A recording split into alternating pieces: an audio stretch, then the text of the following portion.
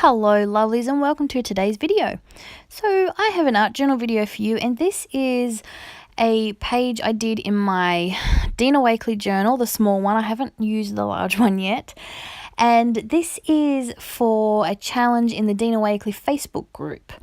And this month's challenge was all about faces, to make a face on your page in one way or another.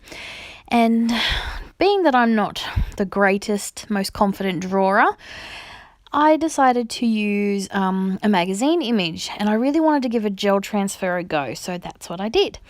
So I'm starting with my Dina Wakley paint in Peacock and Turquoise. Peacock and Turquoise. Now they are very, very similar colours, so you can't really tell that I've used two different colours, but I just like that it gives it a little bit of variation, a little bit of tone in there. So towards the end of this layout, I feel like maybe I should have added a different contrasting colour, but you know, in the end I'm happy with it. So this is where I've just used a stencil with the baby wipes. I've just taken some colour off just to give me something in the background, and then I've added a Dina Wakley scribble text stamp in the background, and now I'm going to apply my image. Now I know I wanted a really big face. I didn't want anything like any more of a body. I just wanted a really big face. So I went through my collage drawer, I went through my magazine images, and pulled this one out. And it's just a basic random head. So what I'm going to do is I'm going to apply gel medium to the image. So this is the part that I want to be able to see. So I'm going to flip that over and apply that to my page. Now this is not a process to attempt if you are an impatient person like myself. So once I've glued this down, I then attempt to speed up the process with a heat gun. Nah, it didn't work. So I did, I'm an impatient person, and I wasn't too fond of waiting for too long. I've left this in so you can see just exactly what happens if you don't wait long enough for your transfer to dry. Now it has to be dry to be able to get the image to transfer, and as you can see, it was nowhere near dry. The gel medium was still wet, so I just end up ripping my image. In the end, it doesn't bother me. I don't continue with it, obviously. Yes, I let it sit for 24 hours. And when I went back to it, it was much better for this process. So basically, you spray it with a bit of water and then peel off the layers of paper, and you should, fingers crossed, be left with the image of what is on the other side as a transfer. Now, yes, I rip holes in it. It's not a perfect transfer, which is what I love. I love the fact that it's very grungy looking. I think it goes towards what I was looking for with this page. This page went through a couple of different stages. I loved this when it was done, but then I wasn't really sure how to finish it, and it deviates down a path that I end up not liking. But then the joys of art journaling, I cover it up and then I become much happier. So you'll see what I mean by that in a moment. So basically, I'm just spraying a bit of water onto the paper so I can rub it off and peel off a few layers of that paper pulp so I can be left with my image underneath. Now this probably would have worked a lot better if I had have left, like, obviously on a white page. I am giving that a go later. I have glued in an image for me to give this another try. But the fact that I had the blue down obviously alters the way this looks. The turquoise, sorry, alters the way my image turns out.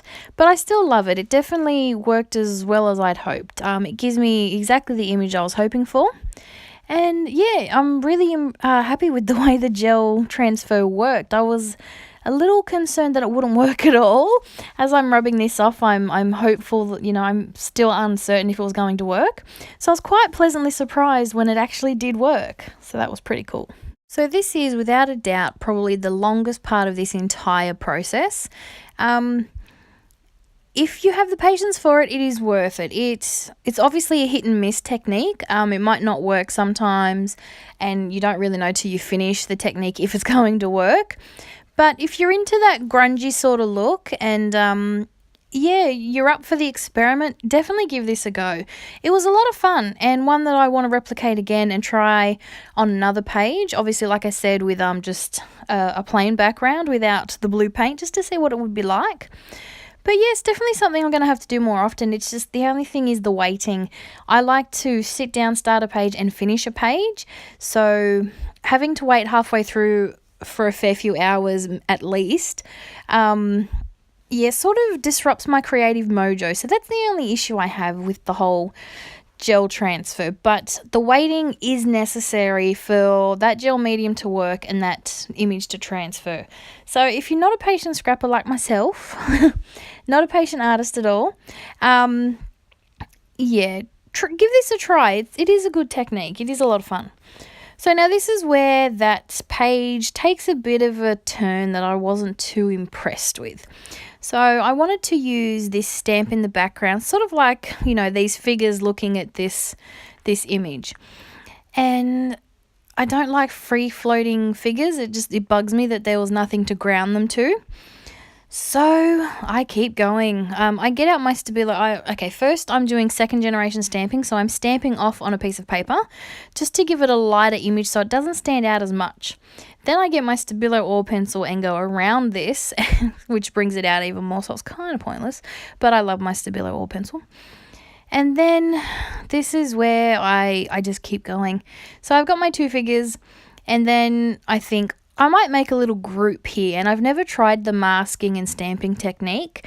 Basically, you use one of those stamped images, you cut it out, and you put it on top of your, on one of your images, and then you can stamp over it. And because you've masked off an area, it looks like that image is behind the first image, if that makes sense. So it's like you're making a little group. Well, needless to say, I really go overboard with this. I just can't seem to stop myself. I don't seem happy with it. The entire time I do it, I'm not happy with it. But I keep going thinking it'll get better. It doesn't. It doesn't. I end up with this whole big group of people that I just don't like. But I was going for, it's around about now that there's a theme emerging with this page, and it sort of becomes that this group of people are staring and judging this image. And when I finally put my words down, it sort of comes together in my mind what this whole page was about. But first I have to deal with this group that I'm just not happy with. So I keep going with the masking and the stamping. I end up with a pretty decent group up here, but I just don't know what it was. Something about it just wasn't working for me. So yeah, in a minute, you'll see what I do to resolve that. This continues on for a little while. I stamp this over and over again till I'm left with this big blob of people that I'm not overly impressed with. But I've decided to cut that out because you don't need to see me stamp it over and over again. You get the gist of how I've done this. And also with the fact that I don't like it. But in the grand old art journal fashion, I just cover it up. If you don't like something, cover it up. But I didn't want to entirely get rid of it. So I decided to start with some gesso, and because that Stabilo is reactive with wet media, it starts to smudge.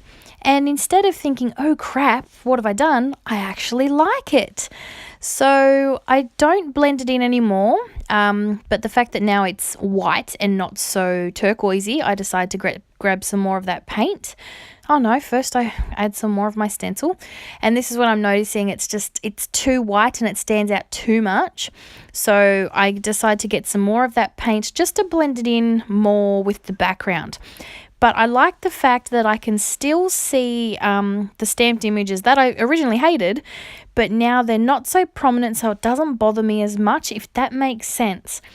They're still there, but they're blended into the background more. Now at the moment, it just looks like a hot mess, but as I bring this stencil back in, it ties in with the rest of the background, so it starts to look more cohesive, if that makes sense.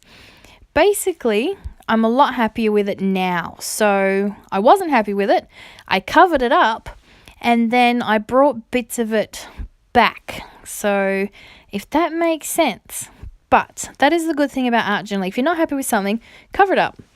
add some more paint, you know, when all this fails, add more paint.